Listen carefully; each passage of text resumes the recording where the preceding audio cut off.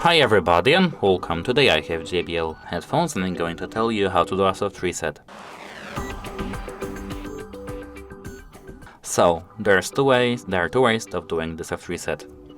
Now our headphones are turned off because of this magnet, as you can see.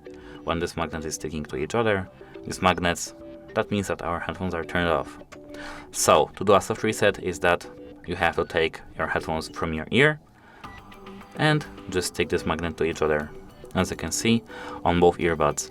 Then, after 10 to 20 seconds, you have to unstick this magnet and you can wear your soft reset earbuds now. The second way, which is for me better, is that you can place them into the case,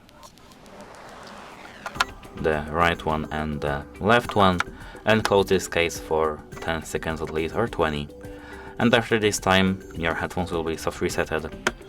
That's it, hope it helps you and goodbye.